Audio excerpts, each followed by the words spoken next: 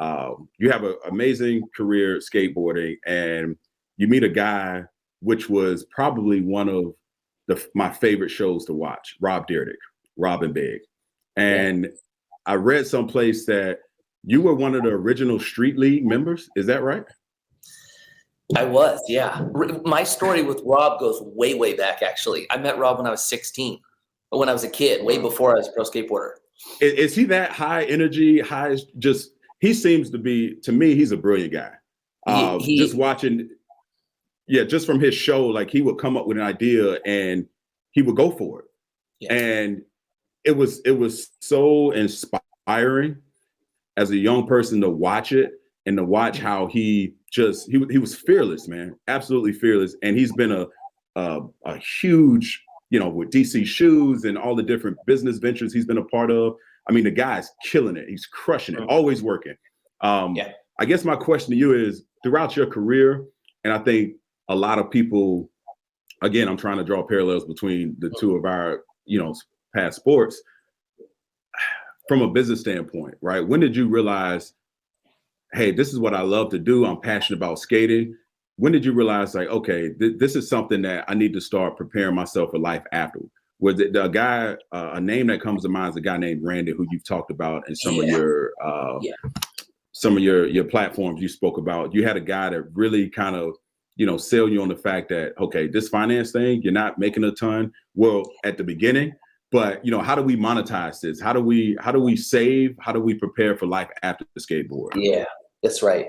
So a few things. One, for you, I imagine when your parents found out that you were going to play pro ball, they were probably really stoked, right? That was a celebration moment, right?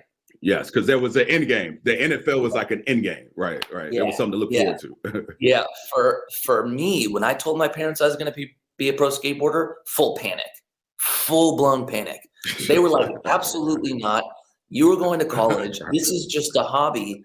And look, I wasn't willing to give up on it. And I have this gift of just like being relentless and persuasive, right? So I'm just on them like, no, I want to do this. I want to do this. Finally, they agreed, but there was kind of one stipulation, and that was that I had to connect with their friend who was managing my parents' money. And my parents, like my dad's a photographer. My dad was, didn't make, crazy money, but we did well enough to not have to worry about like putting food on the table. Right. So I meet this guy at 19, this is Randy, and he was the one that just started teaching me about money, started teaching me about the easy stuff, right? Like how to create a budget, how to create a plan, how to invest. And I think it was a combination between him and then Rob was actually like incredibly influential in my career. And that was because I met him prior to all of this. I met him when I was 16. And I was always attracted to the skaters who were doing other things, right? It was like Jamie Thomas, huge influence of mine. Rob Dyrdek, huge influence of mine. Anyone who's a skater that owned a business, I was just attracted to those type of people. And Rob, when I was 18, 19, figure out I'm going to be pro. I'm sitting in a van with him in Reno. And, we're talking about skaters doing tricks and blah, blah, blah. And he looks at me and he goes, Mikey, I'm gonna leave you with something right now. And if you actually run with this, you're going to have a great career. If you don't listen to me, though, you're going to be like everyone else. And I'm like, okay, what is it? And he goes, He goes, all right, look, every pro skateboarder is just looking at what they can do right now. It's all about the moment, right? I want you, when you're going to make decisions, when you're thinking about doing tricks, I want you to think 10 years out. How do I put myself in a position to be here 10 years, right? And that was huge for me. So two things happened just from that one, you didn't have to listen. Most guys, it goes over most guys' heads. I've been in that same boat. I took it as truth, man. I was like, okay.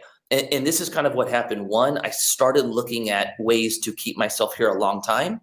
The second thing is I knew this thing was going to end.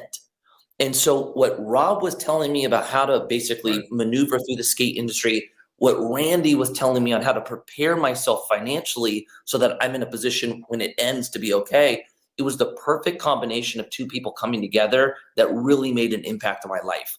And then now with Rob, it's like, I'm just chasing this dude, man. It's like, I'm just trying to get to where he's at, and he just keeps making these fucking leaps, and Right. The guy seems like a human generator. Rob's a good one, man. What you see is what you get. If you haven't met him, the day you do, you're going to enjoy it. Oh, I would love to meet that guy. I would absolutely love to meet him. Just to pick his brain, just to be a fly on the wall, just hear his pitches. I've heard his pitches. You've heard about his pitches before, right? Because they're one of a kind. I've heard about it. It's just so inspiring, and there's no coincidence he had a show that inspired a generation of people like myself sitting on the couch who's a professional football player. Hey, I'm gonna go pick my skateboard up and go outside and see if I can ollie on the curb. When I have my next door neighbor looking at me, he's a teammate of mine, thinking I'm crazy as hell for doing this. Yeah, so I get so